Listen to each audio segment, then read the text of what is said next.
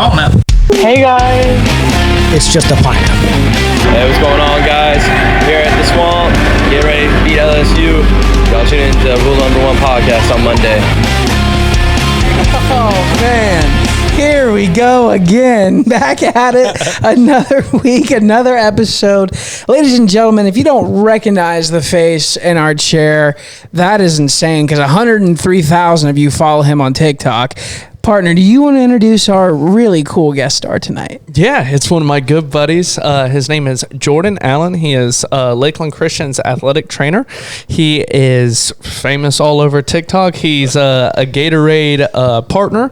And so he's done a lot of cool stuff, shown a lot of cool things on TikTok, and a fantastic character. So welcome in, Jordan. I appreciate you guys. I've been following the podcast for a little while, and I love what you guys are doing. I love the energy the podcast brings, and anytime I get a chance to kind of talk about like why I love what I do and why I love spending time with high schoolers and getting to help them out any way I can and get to spread what athletic training is, I love it. Oh, yeah.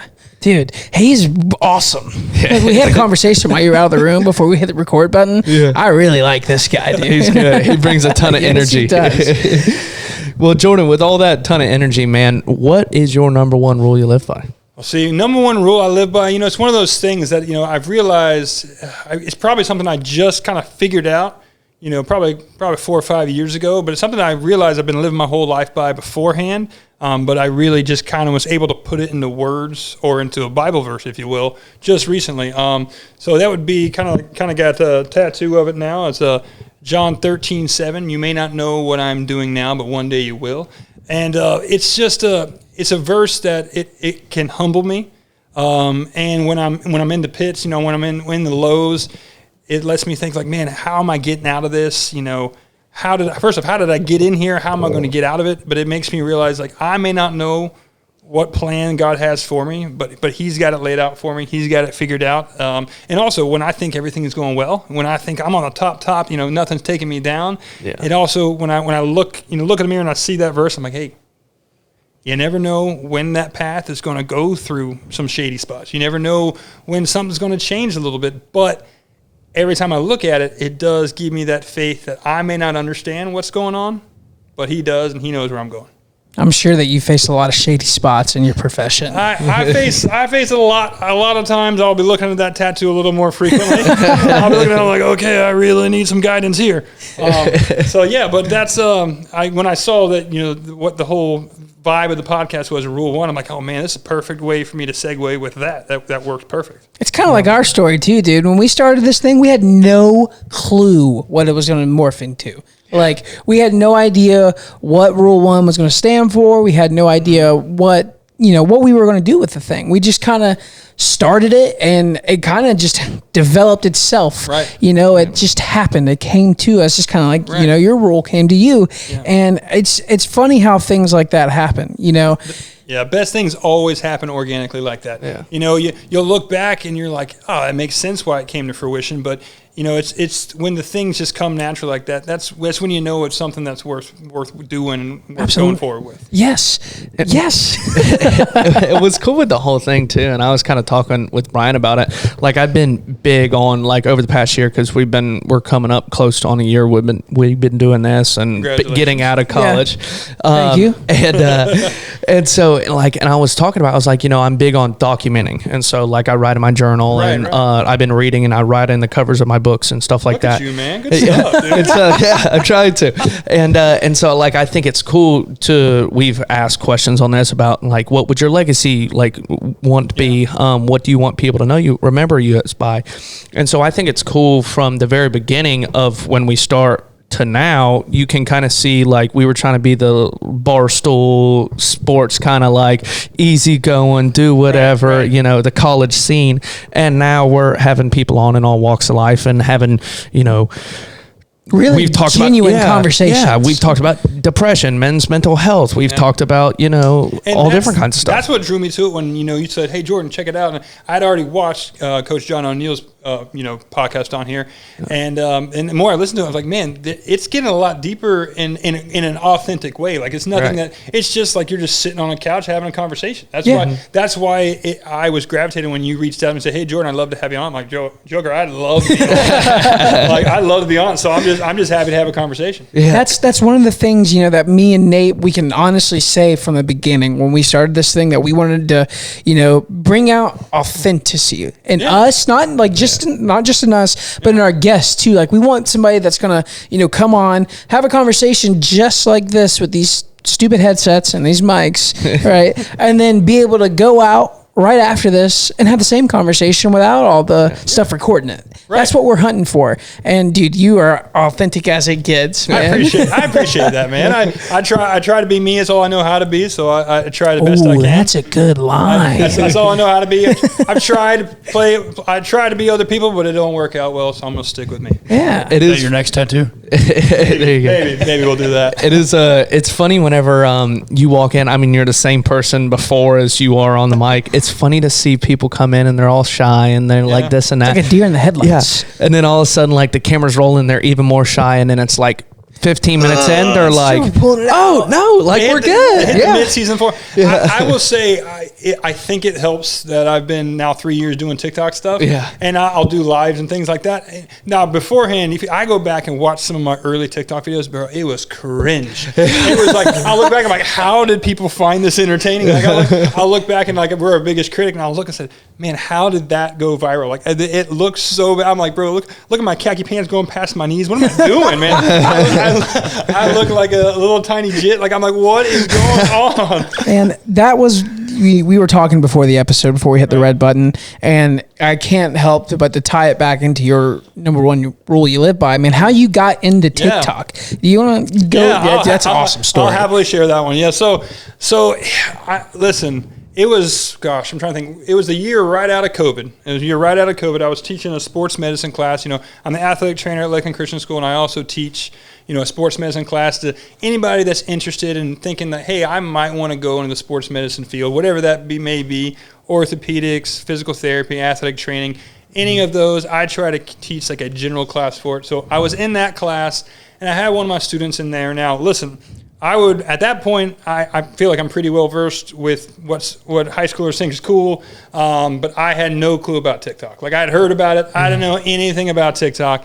And but I had one of my students or athletes. Pretty much all my students are my athletes. They just all say, hey, I'm going to take a class with Jordan. So I'm like, okay.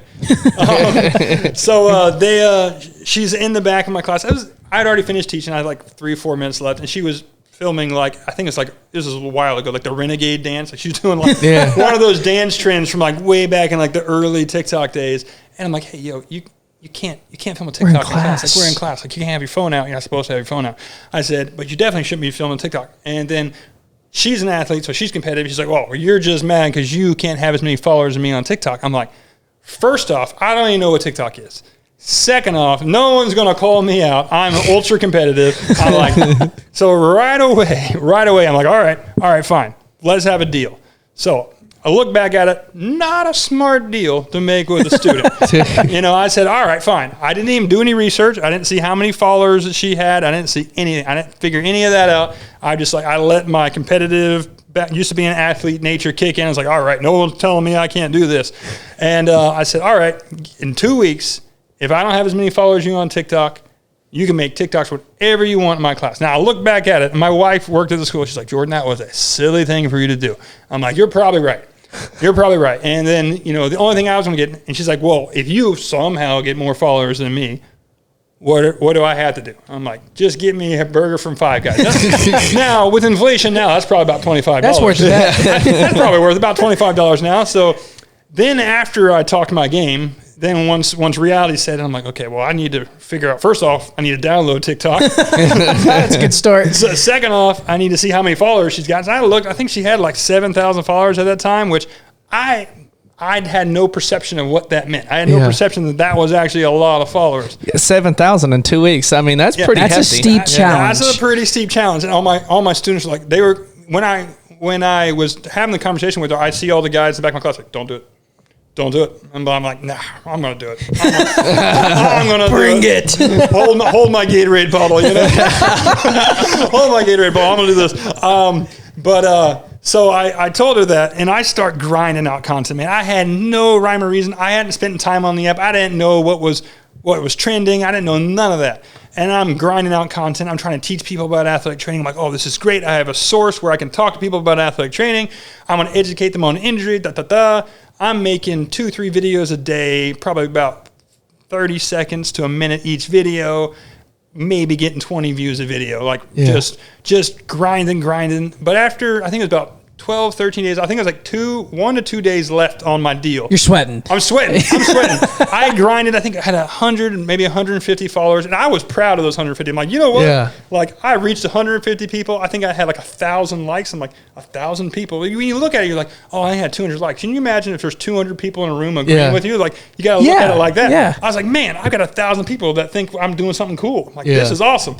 But then reality set in my competitive nature. I'm like, wait, I'm still like 6,000 plus off. Yeah, losing miserably. I'm losing miserably, and like my students talking mad junk in classes. Like, all right, well, I got a TikTok hour. I got 5 drafts ready for tomorrow. You know, I'm ready to film. And then she leaves class, and I've got another student. He's kind of like, listen, Jordan, I'm tired of seeing you fail miserably at this. I'm like, I didn't think I was failing, but fair enough. And he's like, you can't. Listen, they don't want to be educated right away on TikTok. You gotta disguise the education. Yeah. He's like, but you need to make a short video, find a trending sound, make a short video no longer than 10 seconds and post it. I'm like, whatever. I don't know. I guess I'll listen to you. It's kind of like my editor. Okay. Yeah. It's kind of like my little editor right away. So I went to my room. I'm like, it was like 9 o'clock, just finished like a practice or something or a game. I'm like, all right, fine. Found a trending sound. Like, all right, what do people know athletic trainers for? Making ice bags, taping ankles. I was like, I'm going to make an ice bag. You know, I found a training sound. I made an ice bag, sucked the air out, spun it around, tied it with one hand, slammed it on the ground when the beat dropped. I'm like, this isn't going to do anything. Like, whatever. Post at 9:30. You know, I woke up the next morning, and I just put my phone on. I wasn't even looking. I forgot, honestly, I even posted the video. Just woke up, and it's like my phone just was like everywhere. Like I realize now that when you're on TikTok, it only gives you like 99 notifications at a time. Yeah, 99 plus. And I don't know that. I didn't know that because I've never had that problem, guys. Yeah. And I refreshed it, and then another 99 popped up. I'm like, what is going on? And I looked, and that video had got like 2 million views, Jeez. like 20,000 followers, like off rip. And I'm just like, oh my gosh. And my wife's like, so can I like quit my job now? I'm like, no. I'm like, no, you can't do but that. I do get a free burger. I'm like, no, but I can split my Five Guys burger with you. But with all that said, when I walked in the classroom, you know, I saw she was sitting in class. She was all bitter, sitting there like this. And my burger was right on my desk. And I was like, 20,000 followers and a free Five Guys burger. That's a nice day. That's a good way to start the day. I would have brought a burger in for your editor too. I'd be like, yo, dude, you earned this one. I was like, bro, I think I ended up buying a lunch or something. But yeah, no, so it's just one of those things, like kind of goes back to my rule 1, man. It's just, I did not know, like my competitive nature, like I always see it sometimes as a bad thing. You know, sometimes I'll try to play an athlete one-on-one in basketball. Like, first of all, my knees can't do that anymore. But it'll get me in trouble. But I'm like, you know what? As weird as that situation was, as accidental as it seemed, like there is a purpose. Like I've been able to reach a lot of people, like, and I've had so many conversations with people that say, hey, I saw you on TikTok, and you helped inspire me to think to go to athletic training. I'm like, I didn't even know that's why I started it, but that's exactly what I wanted to do. So that's awesome. Great. And dude, I was telling you this before the show, like, man, we've had so many guests that have come on. Like, man, I didn't even want to be in this field, right? I just did it because my friend told me to do it. I just did it because I just, somebody told me, like somebody pushed me to do it. Yeah. I never tried it. Like, it's crazy how many times people come to us and tell us that, and they like, man, I wasn't supposed to be doing this, but look at me now. And look at him, dude. A school challenge over followers and a burger. He's got a Gatorade hat. He's got a Gatorade bottle I've never even seen before. And 100 with his name on the right? Custom. It's crazy how just taking a shot, man, how it can actually pay off. Oh, yeah. And seeing that's just the thing that I love about life, man. Like you just live your life. Just keep living it. And whenever opportunities come, like don't be afraid of them. Yes. Don't embrace it. Embrace the struggle. Embrace the grind, as Coach O'Neill would say. Embrace the suck. Yeah. And then you never know what's gonna come out of it. And I've been able to push so many boundaries that I didn't think so. And I didn't even think I'd ever be an advocate for athletic training. I thought I'm just going to get my job. I love what I do. I get paid to watch sports. This is great. But I never thought there'd be another dimension to it. So that's been unique. So I am curious, we talked about, your journey a little bit as you're already at athletic training. What made you get into it? How'd you start? What school did you go to? What inspired you? That's a good one. So kind of, if you asked 100 athletic trainers, they probably have something similar. Especially me, I was very injury prone to start with. If you ask my mom, I probably averaged 2 to 3 hospital visits a year. Man, at least, that's like some kind of record. Bro, there. I'm in there. Let's say I would just go through my basic stats. I think about 15 broken bones, about 200 stitches. Let's see. Boys being boys. ACL, MCL, both knees. Jeez. Yeah. Those are big ones too. Mess, dude. I was a mess. And but at my high school, I went to Auburndale High School. That's where I went, and I didn't have an athletic trainer. It wasn't really a thing back then. And honestly, when I went to Florida Southern to get my bachelor's in athletic training. But when I started, I was going to go to school. I was pre-med. I was going to go to be a pediatrician. That's what I wanted to do. I was pre-med going to biology. And another one of those, this is where I say it all ties into this rule. I became an athletic trainer because my mom dropped me off late. So it was supposed to be, it was Scholars Weekend at Florida Southern. I was going to spend a weekend with some students. We stay there. And the way you started it off is you'd go have dinner with some of the professors. That's a pretty cool tradition. Yeah, it was cool, yeah. And some of the professors, like, in the major you're interested in. Yeah. So, and it was supposed to start at 6. My mom was late to everything. I could drive at this point, but she's like, I went to Florida Southern. I want to drop you off, I'm like, okay, whatever. I'm like, I know I'm going to be late. So I show up about 6:15. They're already eating. So I'm mad because I'm starving. And I walk in there, and pre-med, the biology major is a pretty popular major. They had about 3 tables. They were all full. It's kind of Everybody wants to be a doctor. Right, exactly. And then the next year, they're like, nobody's in the major anymore because it's super hard. Yeah. But I walked in there. It's very much like a Forrest Gump situation. We're like, I can't sit here. This seat's taken. And they're kind of set up in alphabetical order. So it's biology, and then athletic training was right next to it. And it was the program director there, Sue Stanley Green. It was kind of like the Jenny thing. She's like, you can sit here if you want. And nice. And I literally I was looking for a place to sit. And I just sat next to it. And she said, hey, I saw you were going to go sit in the pre-med table. She's like, you interested in medicine? I'm like, yeah, I want to be a pediatrician. I want to be a doctor. And she's like, oh, that's great. She's like, you don't happen to like sports, do you? I'm like, I love sports. Like, that's my absolute favorite thing. She's like, have you heard of athletic training before? I'm like, never. She's like, welcome to your new major. Right. She said that right. She was confident. She said it right away. And then I sat there, and she's like, sit here and let me pitch it to you. And I switched my major right then and there. Didn't look back. That's awesome. So crazy because I have a story just like that too, man. So yes, like I've changed majors 3 times in college. Like every other, that's the average, right? Something like that. Hey, 3. man, it happens. Dude. Do it. And the major I was in before I picked communications was agriculture because I'm just from Central Florida. Like I've worked in agriculture. It makes sense. Like you can find a job with this around here somewhere. Right. And, I just took a semester of bad classes. It just wasn't happening. Like I was like, this is not what I want to do. This isn't even close. Literally, I walked by this gentleman. He had his ears pierced, like flannel on top of his t-shirt, like not a college professor look at all. Right. And I go to one of my students. I'm like, yo, who's that guy? He's like, that's the head communications guy. His name's Tim Craig. I'm like, what is communications? And he was like, like computer stuff, blah, blah, blah, going into it. I'm like, man, I'm kind of interested in that. Right. So I walk up to this guy. I'm like, what can you tell me about communications?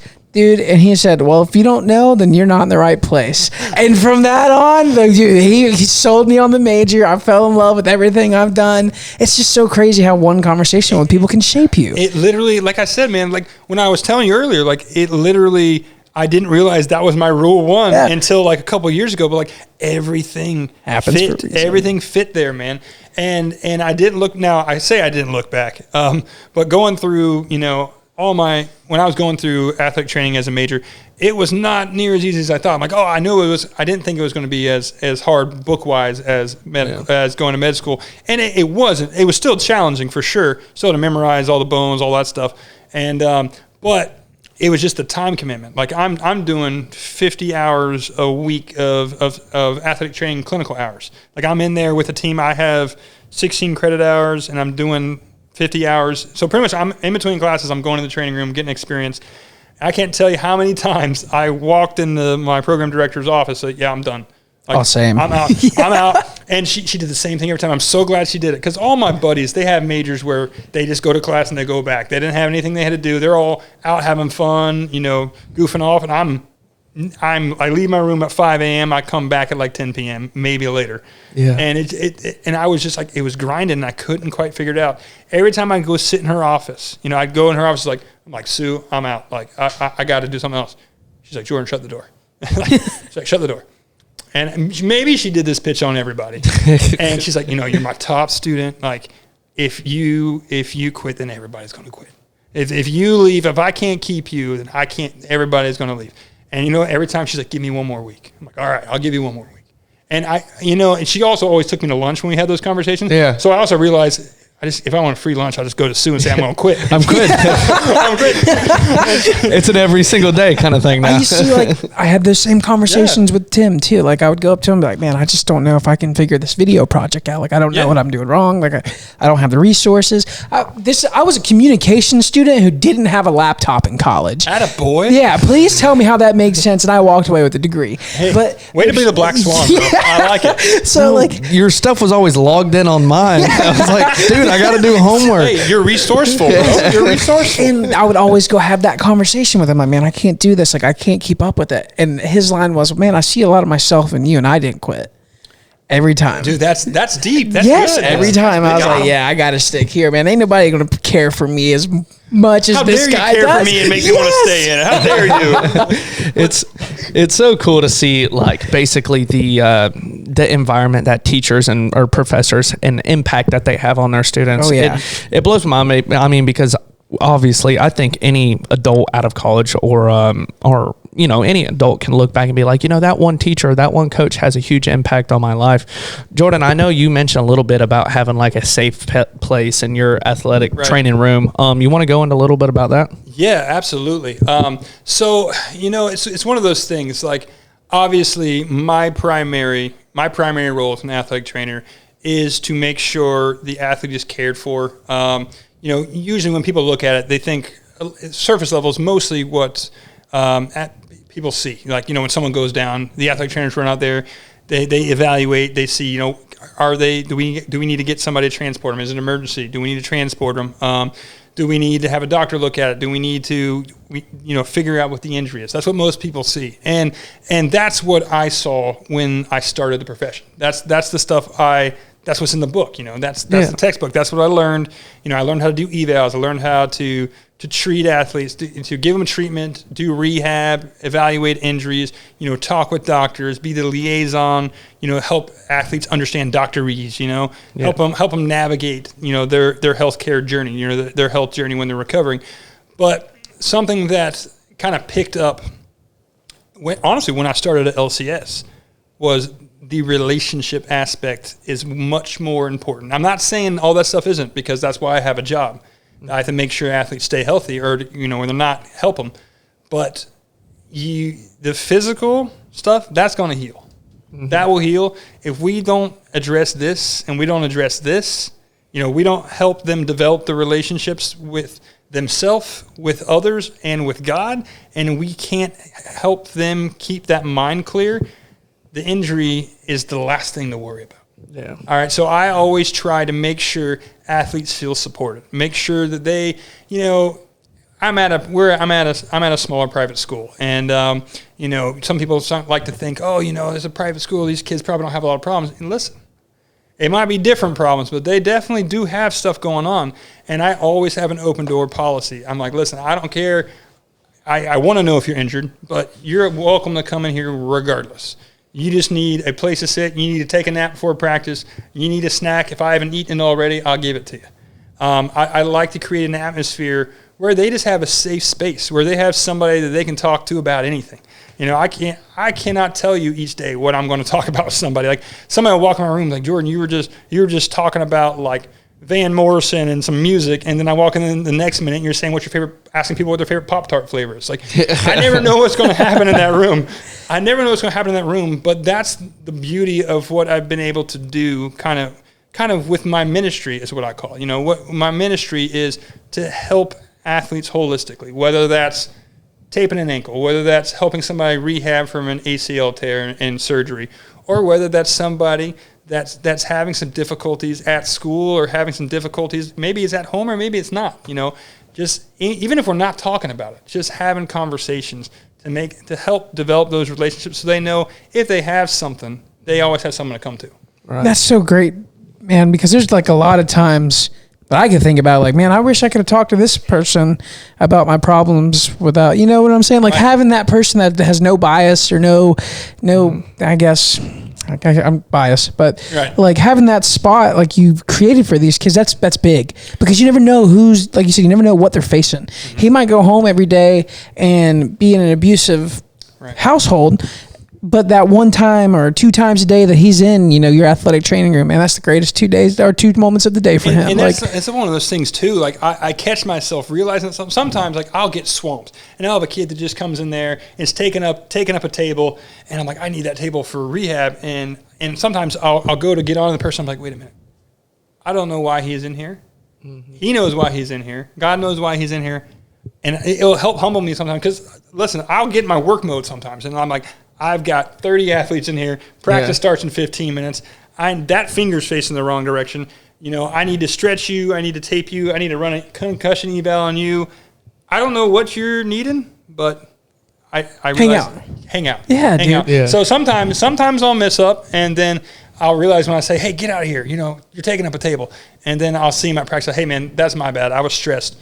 Come back in. That's my bad. It's still their safe place. It said this is a spot that I want you to feel like even I'm like, I'm human. I'm gonna mess up. I said, but I want you to know that no matter what, you can be here. That's awesome, dude. And I think, and that's what I loved about LCS. There's a lot of kids I went to school with that was like, you know, LCS, it's a private school and this and that, and it has a rep like around, and they're like, oh, it's a private school, everybody's rich, and everybody's certainly this made and my that. jokes. Yeah, and it was cool for me because like I had that opportunity. I mean, me and Jordan were good buddies, but my teacher, my friend like that was John O'Neill, and so I had that same connection where it was like, you know, we had this moment where I reached out to John and I was going through some things and I was like, hey man, do you need a TA? And it was along with that episode, if y'all haven't heard this story or whatever, and I was like, you know, I really like this guy, something special about him, I just kind of want to be around him. And then I ended up being his TA for 2 years, and he, you know, we've had a lot of deep talks. I mean, kind of like our episode, it was just another rerun of that, but it's so cool to me, like with teachers and them being put in that situation where they have such a big impact on people's lives or young generation's life. Like, you know, you could get those teachers that are like, oh no, you know, you're not worth my time. You never know what that kid's going to do after high school. Right. Or, you know, a month in of you just spending time with them, they could completely turn their life around and go do something else. But yeah, you never know what everyone's going through, but you got to know everyone's going through something.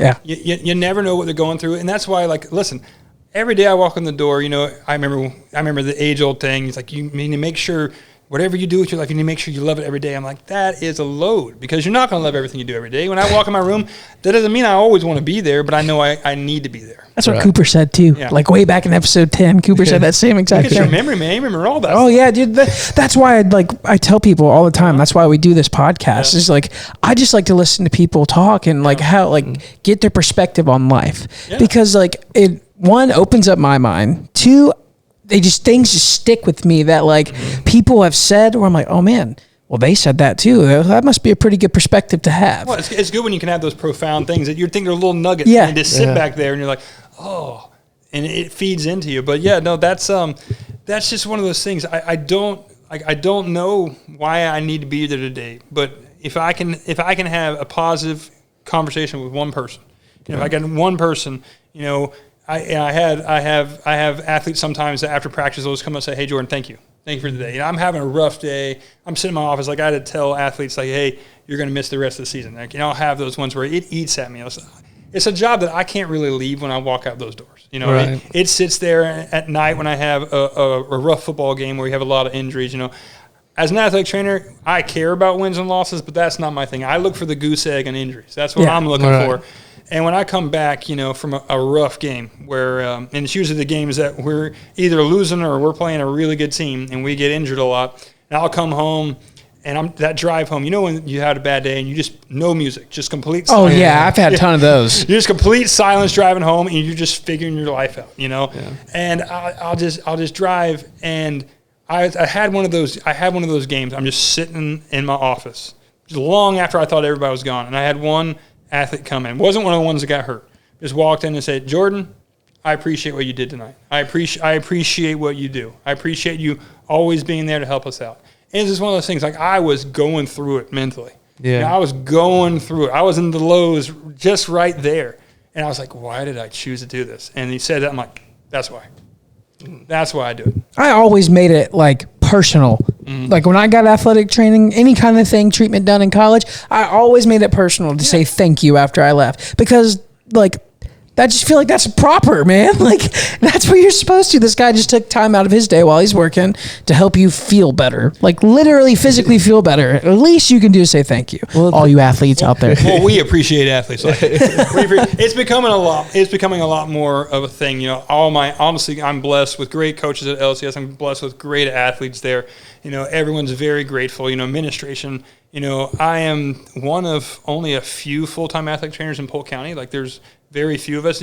You'll have some that are kind of outreach from like Watson Clinic and stuff like that. Yeah. But just solely in a school, I think I'm the only one that is hired specifically as an athletic trainer for the school full-time. Yeah, I know Fort Meade uses like an outsourced program. Yeah. And she's only there for Friday nights or something like that. It's crazy. And I mean, it's good to have one there. But what I think is and I've kind of inadvertently becoming like an advocate and trying to push for it, is having athletic trainers at the high school full time. No outreach, just there all the time. Because listen, if you as an athlete, you only see somebody on game days, you're not going to have that relationship with them. You're not going to feel confident to come to them. Hey, my head feels weird. You won't have that relationship. You don't know them well. So being able to be at every practice with them all day with these athletes, I feel like I've got that rapport with them that they can trust me. And I feel like that's really important to make sure that you have that relationship, so then you can help them on a deeper level. Especially with like kids around this county. Because there's a lot of kids that have been raised in this county that are be like, yo, if you ain't bleeding, you ain't dying, you're playing. Oh, 100%. I was one of those kids. Me too. Yeah, I pitched with a broken thumb one time. Like I don't know how I did it, but like I was made to do it. And having somebody like you at a school like LCS, I mean, I couldn't imagine the impact you might have on a school like I went to. I went to Fort Meade High School. Right. And having somebody like that around our athletes, might have made us a little bit better, one. And two, the problems that probably you would have heard coming from like a smaller public school that would be a little bit different, but also would be more impactful, I feel like, for somebody like that to take over, like to have that at a school like that. And it's a resource. It's a resource that can be more than expected. Like yes, when I never thought I'd work at a high school. When I got my degree, so I got my bachelor's in athletic training, then I went and got my master's degree in biomechanics, because they were kind of unofficially required you to get a master's. And I'm like, I'm going to work in a college. And when I got my master's degree, I was a graduate assistant for Fort Hays State University, and I worked with the football team as a certified athletic trainer. And after doing all that, I loved it. I learned so much there, but 90 hours a week, I'm like, that's tough. Yeah, I don't think I want to do this to this extent. But I'm like, well, this is all I knew. So when I'm applying for jobs, I'm applying for that. And then I got reached out to by saying, hey, we have an internship role at Lakeland Christian School. You want to do that? My wife's like, hey, it's an internship role. You got to find a job. We can't do that. We can't do that. And she's like, you know, I'm like, I got an interview, babe. I got to go to it. She's like, well, you already turned down. Like I turned down like a job to work as an athletic trainer for a football team in like a D3 school. And she's like, you turned that down. You're going to go to the place that's going to give you an internship. I'm like, I feel like that's where I need to go. You know, I sat down, had the conversation, loved it. And they're like, listen, we can only have an internship for you now.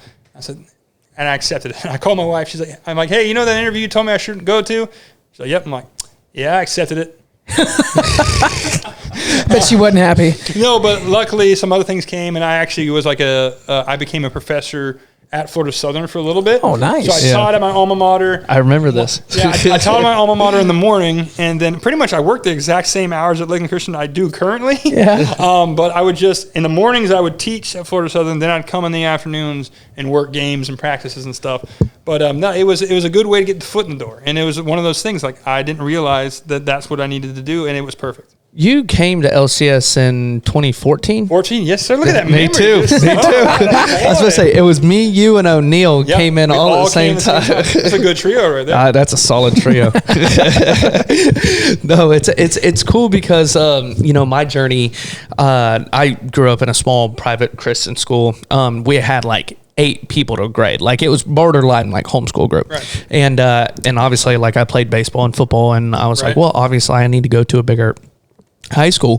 And so I got accepted into Lakeland High School's vet program or whatever, Okay. because I wanted to eventually be in agriculture. That's what my family does. Right. Yes, sir.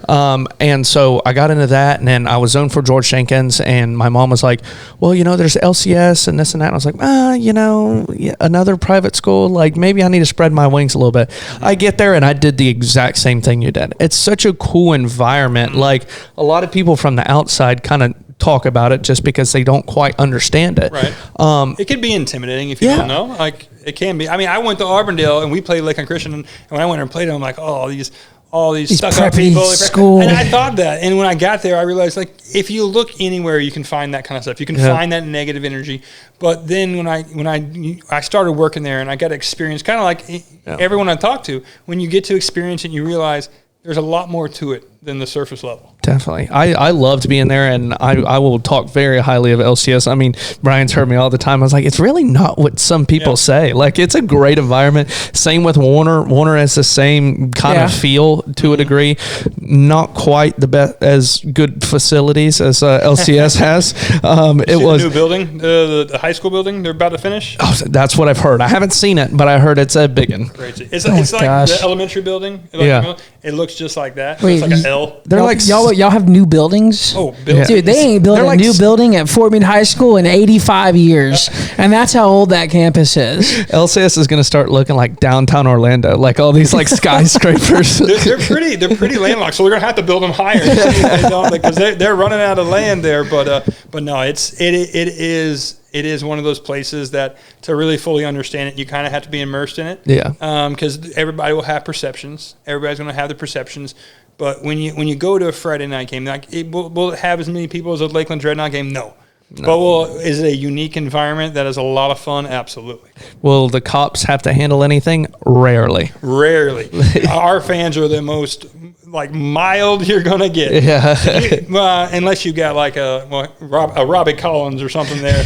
Besides that, oh my gosh, I know that name. I love Robbie. I do too. I ain't heard that in forever. I saw him at the baseball state championship. He came there and did his 3-up, 3-down thing again at state.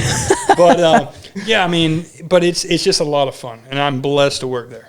Sounds like the unexpected has always turned out well for you. I need to follow that trend right there. Unexpected, man. It's just, my thing is, I'm a horror. I mean, besides my job, I'm a horrible decision maker. Like I am. Like it's like Jordan, you have to diagnose people's injuries all the time. Why are you? I'm like that. I'm okay at that. I'm good at. But if I have to make a decision, like when my wife, I still remember when I was trying to choose a grad school, when I was trying to use choose a college to go to get my master's degree. I'm bad at making decisions. My wife's like, hey, it's going to be for 2 years. We're about to get married. She's like, just pick anywhere. Like anywhere in the state. We'll go travel. We'll have 2 years somewhere else. It'll be great. Gosh. And so she told me that. So I'm just thinking, all right, I'm bad at making decisions. I don't know. She told me anywhere. I'm like, okay, what do? I just put a map on the wall, throw a dart. Yeah. Lands on Kansas. Oh, that is so lit. I wish I could do something like that. She's like, try again. Throw another dart. We're not going to Kansas. I've been aiming for Key West. I'm like, I don't know if they have athletic training programs there, but we'll figure it out. But so then I go on like my national athletic training like website to look for like graduate assistant positions, and there's so many for Kansas. I'm like, oh my gosh, I didn't know there's this many schools. And I decide to I'm like, well, I don't know how to narrow this down. So I'm like, what school has the longest name? Fort Hays State University. Oh, that's pretty long. Let's check that one out. I look like, hey, do they have a program I like? Oh, movement and sport biomechanics. That sounds lit. Let's try that.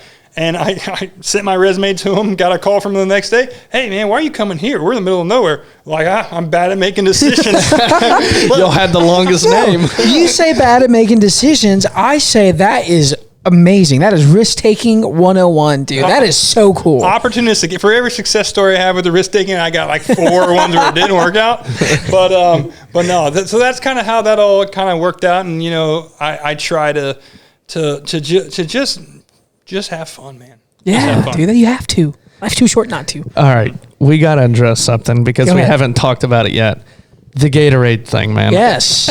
How did this happen? You're sponsored by Gatorade, or you're partnered with Gatorade.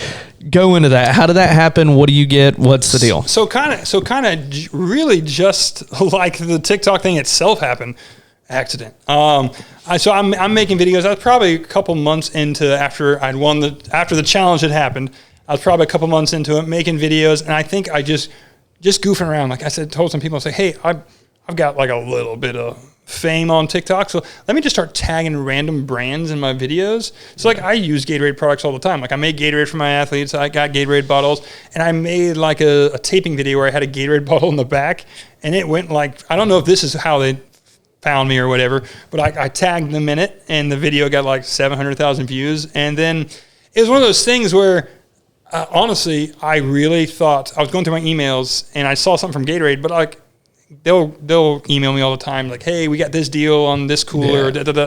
So I kind of thought it was either that or spam. So I was like, okay, the only reason, and you know, I got to thank somebody at Google or Gmail. The only reason I read that email is because it was starred. It had a star next to it on Gmail. So Gmail, I appreciate you. It's like, hey, you should probably check this out. She's like, hey man, you need to listen. So I went and read it. And it was like, hey, we're interested. You know, we followed you on TikTok for a while. I was like, whoa. Follow you on TikTok for a while, and we'd be interested in talking with you and potentially partnering with you. I'm like, this still could be spam. I'm still thinking this is all too fairy tale-like to be real. But I'm like, okay, send back an email. And like I was expecting like it get kickback or something like that. Send an email, and like maybe within 20 minutes I get an email back. It's like, perfect. Let's set up a Zoom call. I'm like, okay. Wow. And pretty much what it is I'm a Gatorade Performance Partner Captain, where Gatorade Performance Partners is something Gatorade started a few years back, where they're not just athletic trainers, strength and conditioning coaches, sports nutritionists, where they're trying to show their whole thing is the team behind the triumph. Like everybody sees teams triumphing, you know, in sports, you know, the success, but they want to highlight the people behind the scenes that are kind of helping fuel that success. Yeah. So that's kind of was their kind of like mission. That's a cool approach. Yeah, it was cool. Yeah. So they're trying to really like help partner with those professionals to help make their job as easy as possible. So kind of the way that works is they will have different things each year. It's been something. This is my 3rd year now. Each year they have kind of a different outlook of what they want us to do. Like a couple years ago, it was Gatorade sweat patches were the big thing, where you put this patch on and you go through your workouts, and how much it changes. Like it has like a dye that goes through it that based on how much you sweat, it monitors it, and you can scan it on the app afterwards, and it tells you how much sodium you lost, how much potassium, magnesium. Wild. So it was really cool. So wild. And it was such a unique tool for me as an athletic trainer to use. Like, okay, we got people that cramp all the time. And now I know it tells you, it gives you fluid, and what it does is it will then, you link the athlete to that app, and it will send them notifications when they're done with their workout. Hey, you lost this much fluid. You should drink, you know, either this much water or supplement with this Gatorade or. Gatorade's on another level, dude. Obviously, they're going to push, you know, some Gatorade products, but it gives very helpful information. And I got to help out kind of with some stuff with that, and you know, they'll send me some new things. I get to hear all the things that Gatorade's working on to kind of help, really push the science behind hydration.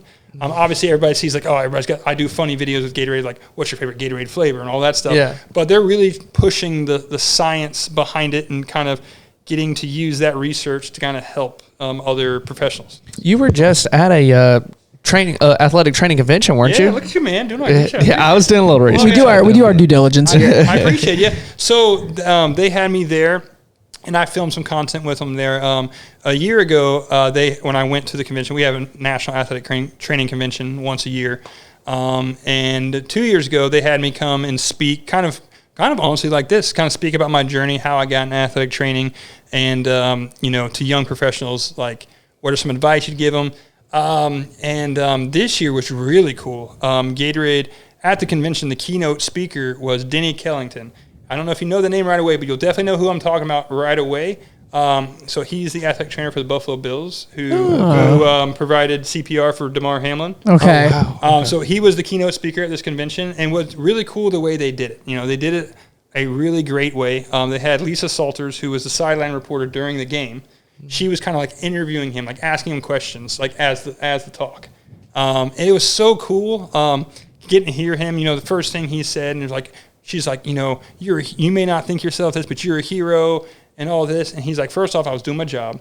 He's like, and second off, it wasn't me. It was God's hand on me. Like, that was the first thing he said. And I was like, man, that is profound. I mean, this is in front of like 6,000 athletic trainers. It was great. And then he also was speaking at the Gatorade booth. They had like a Gatorade booth at the convention. And like, I have connections there. And so they said, hey, Jordan, would you like to like talk to Denny? I'm like, I would love to talk to Denny, because I have a not the same story. I have a similar-esque story to him. So I sat and I got to have like a one-on-one conversation with him, and it was just phenomenal. And so the networking and stuff that I've been able to get through that and helped me gain more perspective on my profession and realize all that. It's just been awesome. It's just been Gatorade has been a great partnership, and I've loved it. And obviously, there's a lot of cool stuff, but it's really neat to see Gatorade not only making great products and doing all that stuff, but just they put a lot of thought into everything they do, and they're really promoting the professionals that go behind it. It's really cool. They're building a network. Yeah, exactly. They're molding their network to like benefit them. I don't want not just benefit them, but benefit everybody that uses their products daily.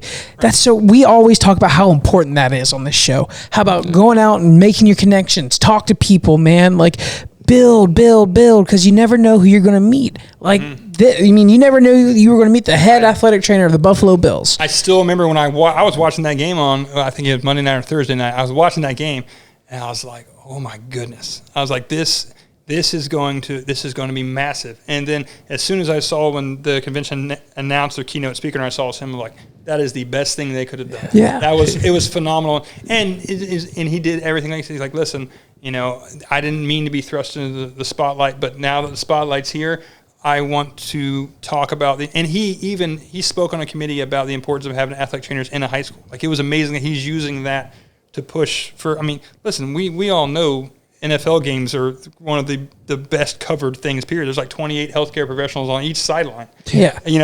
And he's using that to say, hey, we need this at high schools. We need this at places where they don't have 2 to 3 physicians on the sideline. Right. We need it at places where our young people are the most vulnerable. It's so cool that the Gatorade's doing that, building those connections, man. They're doing it. Other companies are doing it too. Right. I'd really like to learn more about what companies like that, like Gatorade, do for people like that, man. That's so crazy, because I would have never thought in 100 years that Gatorade does something like that, where they bring people together and talk about profession. Like, before I was in it, I had no clue. Yeah. I was like, hey, man, they make a killer yellow Gatorade. I'm like, that yellow Gatorade slaps, and that's always thing. But then when I got to this experience, I got to see how much detail they put in every aspect of everything they do.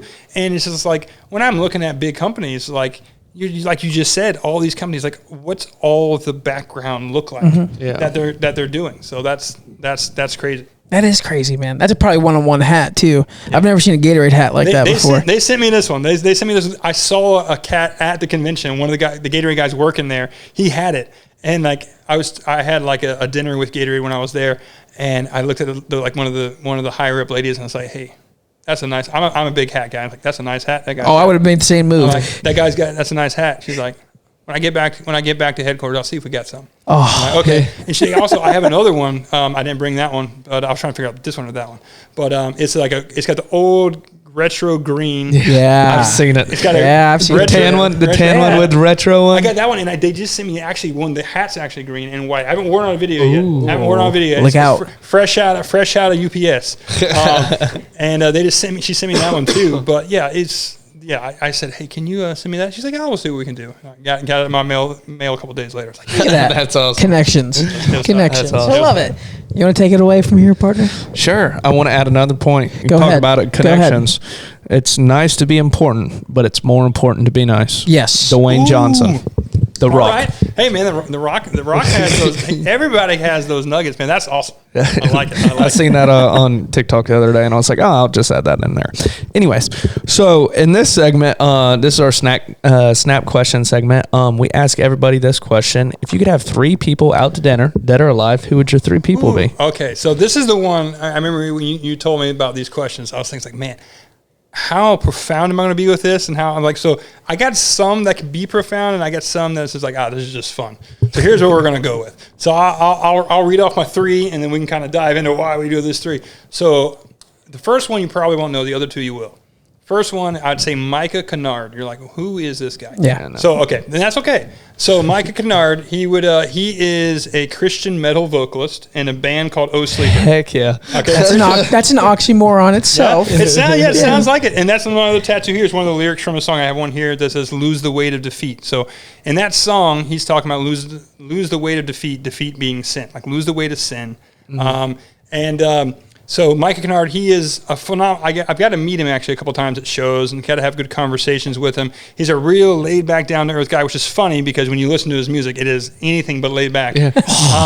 But what's great about him is lyrically, all of his songs are very theologically based in Christian. Like when you hear Christian metal, when you hear a metal vocalist, you're like, they're not saying words, they're just making noises.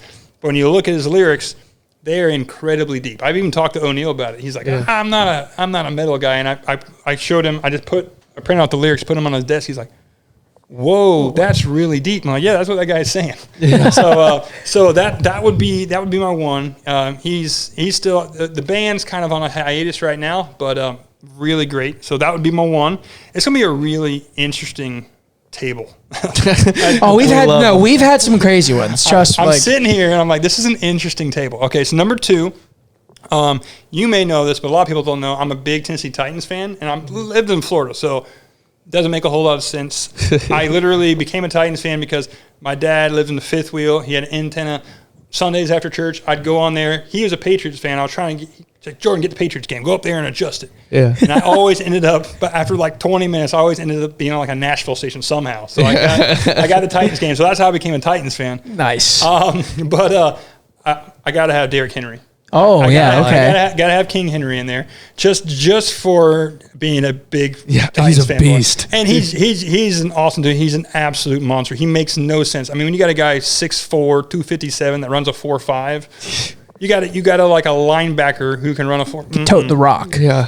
And he's kind of shifty too. Yeah. He's a good one cut and just go. He hit his sideline and go, and that stiff arm is menacing. I just want to have him there. Him next to Micah Kennard. They're both. Micah Kennard's also like 6'5". He's a massive human. So I got 2 like massive human beings there. So that's 1 and 2, and my third one is my first no longer living, and I got to go with my boy Steve Irwin. Nice. Gotta go Super. Now listen, as a '90s kid, that dude taught me so much. I mean, about everything. Yeah. Look, it's one of those things. Like I'm learning about animals, but he's teaching me about life. Yeah. And like, crikey. I'm out there with my dad catching snakes because we're watching.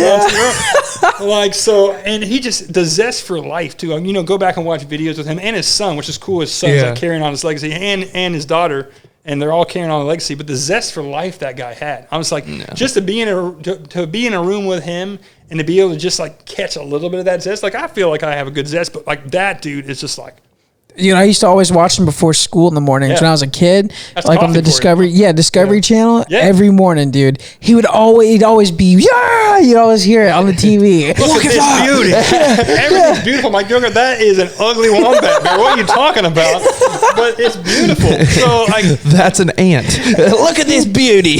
look at what he can lift 1,500 times his body weight. I learned so much from this guy. He's a prime optimist. Yeah. And what a great way to start your day. Just listen to that. I watched so much of him, and because that also instilled me in watching a lot of nature shows and a lot of stuff just from there on. Like, I haven't found another Steve Irwin, but I've watched a bunch of stuff there, and it also like fueled okay, to pay more attention to a lot of other things that go around you, just not animal based but environment based. So so he's had a bigger effect on me than just that stuff. That's You cool. seen the some of the Our Planet stuff? Yeah, That's cool. Like how they do the time lapse of all the like habitats. it's dope. It blows my mind. I haven't seen it. You haven't seen like the Our Planet or I need to what's watch the it. other- Planet Earth or Planet Earth or Oh, Our yeah, Planet, yeah, yeah. stuff like that. So they Dude. have an Our Planet 2 now, but Planet Earth, what I remember Oh, really? from like a while Yeah, back. yeah. That's what I'm thinking. Dude, I was actually telling the story the other day. I don't know why, but Planet Earth, when it first came out, it was the type of documentary that nothing like that's ever came out before, right? Nothing. I watched it. I don't know if you've ever been, but the Mosey Theater, that big IMAX. dome, that big IMAX. dome, Yeah, that Joker's nice. I watched it for the first time in that big dome theater, and I was like, oh my gosh, this is crazy. Speaking of that, have you seen the one in Vegas, the Spear? Yeah, the new Eye, that thing. Have you seen it? Crazy. Yes, it looks awesome. I That's know unreal. it's like a filter on TikTok now where you just put random things on On the it. sphere. they had one of SpongeBob doing the sweet victory. Oh, it's great. But no, that thing that's awesome. But yeah, it helped instill like a lifelong appreciator of nature for me, and just like things that go on that may not affect my day to day life, but they actually do. So that would round out my table of 4. That's awesome. That's- Should that's I just go ahead and ask the second one or? Whatever you want to do. However. Okay. We've been asking this question a lot lately, and it's kind of a cool one that, Nate mentioned earlier, kind of, ties the whole show together. Right. If you were to die tomorrow, Right. what would you want your legacy to be? Well, that's a good one. What I'd want it to be is people to see me first as a servant. That's my main thing, is just to be a servant, not just in what I do as my profession, but I always try to do what I can to help others. Whether that's at my job, whether that's at home, whether that's someone calling me at all hours, I don't really care. Like, I would love that to be my legacy. It's like, you know what, Jordan, I sometimes it can be a bad thing to be a yes man, but I don't mind. I want to help people, and that's what I want to be. I want to be, the foot in the mouth of Jesus as much as I can. That's what I look to do, and the best way I can do that is by helping people. So I would want it to just be my legacy, to be servitude. Man, you came up with that question, and I love it. it's a great question. it. But what shocks me more is the amount of like unselfish answers that we've gotten from people about how they want to be remembered as, like you said, a servant, helping people out, or I want to be remembered as just being the guy that they can count on. We had that before. Like, that is such a good question, man. And it just shocks me at how many people are actually like, I want to help other people. I want to help, other people be happy, do this and do that. I want to be remembered by that. You don't see a lot of that nowadays on, social media or stuff like that, but it's still in there. It's still part of humanity. Every single person says it, man. And that's the big thing. Like, we're not in this thing alone. Nope. We may die, just us, but we're not in this thing alone. We gotta help as many people as we can. That's what I want to do. That's what I'm here to do. Definitely. Jordan, you've been awesome, dude. I appreciate you, man. I appreciate the vibe. This is a lot of fun. This is a great way to spend the night, man. Well, we appreciate it. We have we love having to do this. Being able to record once a week, or maybe sometimes twice a week, sometimes cool even people. 4 times a week. Yeah. Yeah. And being able to do this. And if y'all want to check out Jordan on social media, it's LCS Athletic Training. Yes, sir. LCS Athletic Trainer. And that's on TikTok. Do you have Instagram? Same thing, or Everything's LCS Athletic Trainer. Instagram and TikTok. I just got my Twitter back up, but I don't really do a whole lot with that. Okay, awesome. And so a cool thing that we do every episode is we follow back every single one of our guests. So if y'all want to go straight to him, Y'all look at us at Rule One Podcast. Give us a like. Give us a subscribe. We're on Spotify. Everything you can think of. TikTok, Spotify, Instagram, YouTube, all of them. Like and subscribe. It keeps helping us out, and it keeps making our show more appealing to cool guests just like Jordan here. Appreciate you guys. Well, I'm gonna reciprocate because I think I started listening on Spotify. But I didn't know you had everything else, so I'm about to follow you on everything else. Awesome. We love it, and y'all do the same thing too. Yes. And we appreciate it, and we'll see y'all next week. Thank you, Jordan. No problem.